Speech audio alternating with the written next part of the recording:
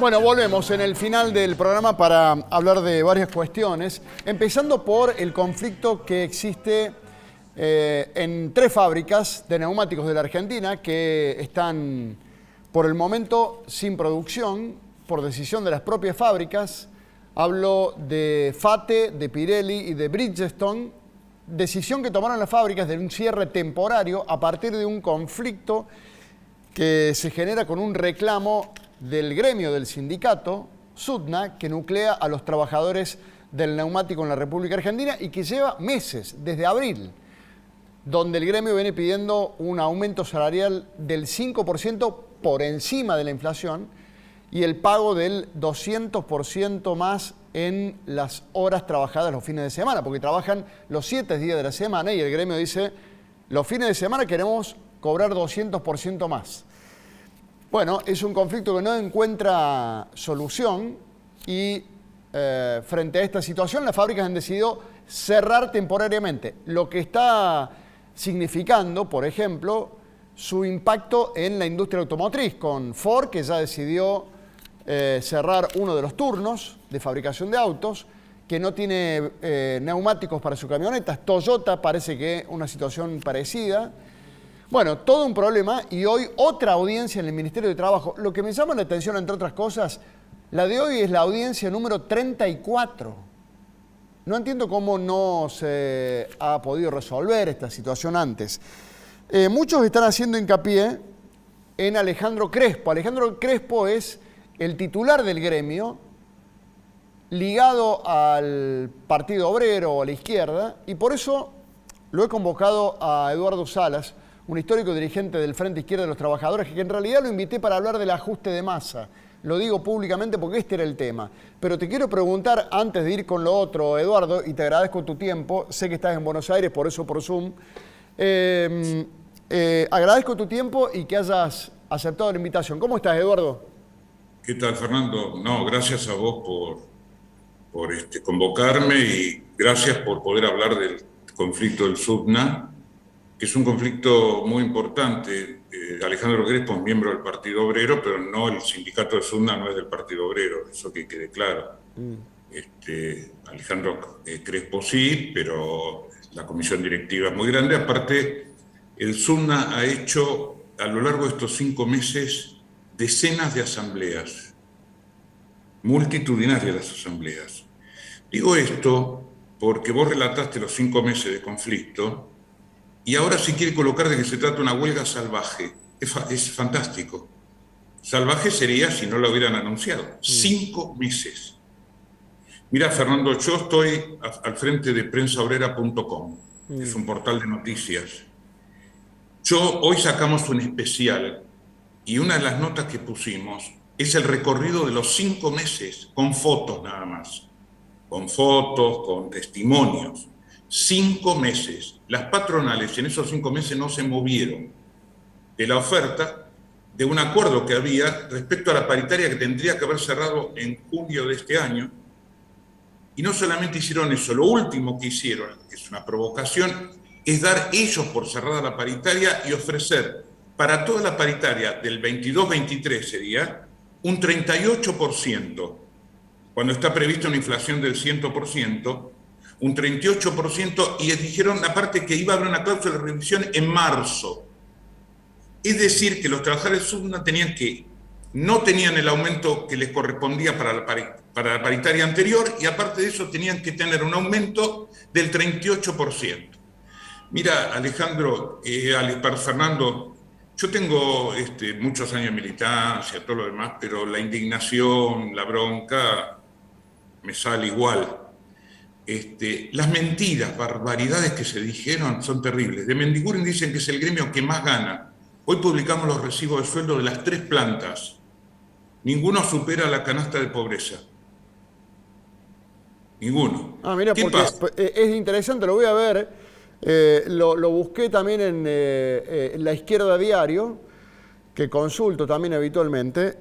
Lo voy a buscar porque yo leí esta mañana, ayer Bueno, leí. mira, yo creo que te lo voy a enviar ahora el compilado que hicimos de Prensa Obrera. Hay una nota que desmienta de Mendiguren con recibos. Sí, lo tengo, lo recibí. De las 3 fábricas. Entonces vas a ver que no ganan eso. ¿Por qué dicen que ganan mucho? Porque cuando fue la época de la pandemia, estos trabajadores fueron decretados esenciales.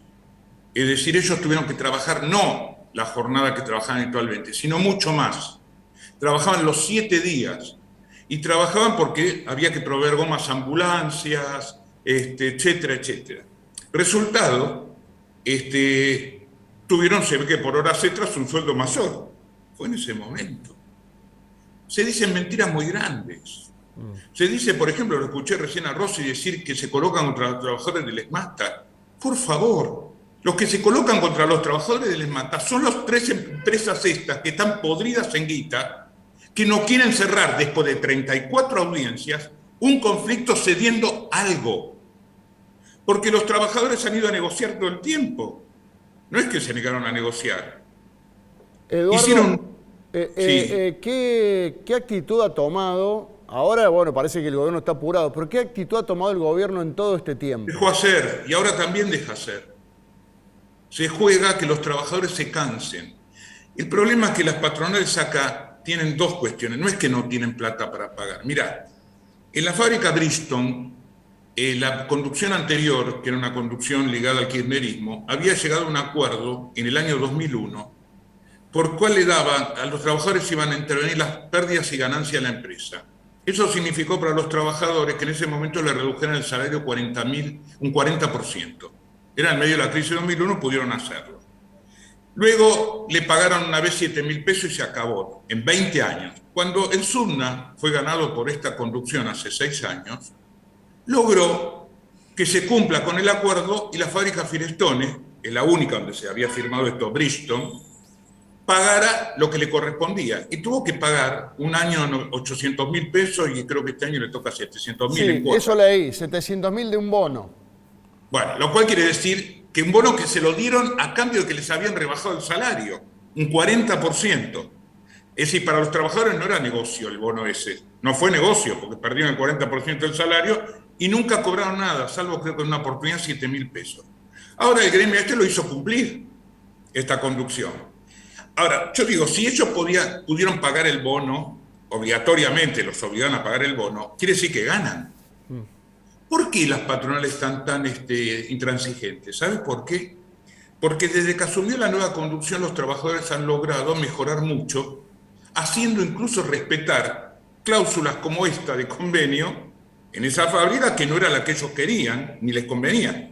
Pero cuando hicieron aplicar, las patronales hacían lo que querían en la fábrica y hoy siguen haciéndolo. Hay fábricas, Pirelli, por ejemplo, gana creo que 465 pesos a la hora y FATE gana 610, una cosa así, ¿no? Por ahí me confundo, es 400 y algo y 600 y algo. Hay diferencia en los regímenes de trabajo.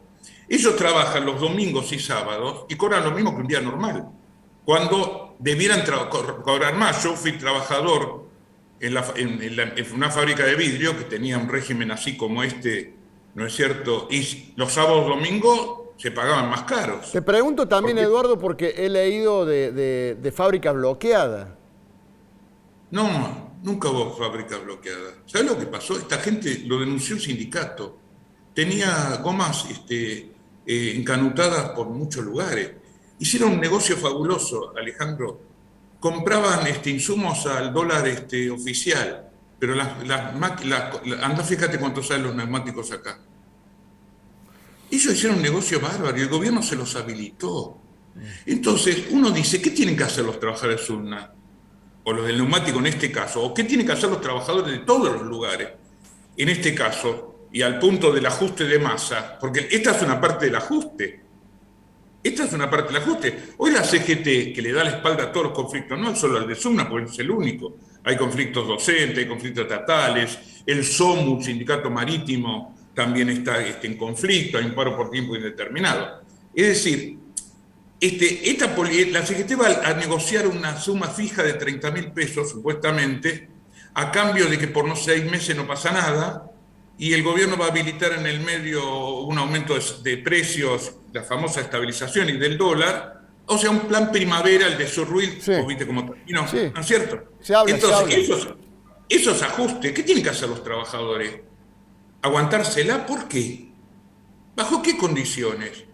Lo que en lugar de ir a tirarse contra trabajadores que salen a enfrentar porque trabajan y los que no trabajan luchan de otra manera, salen a enfrentar una política empresarial y patronal que los condena a una situación de ganar menos que el salario de pobreza, lo que hay que hacer es apoyarlos.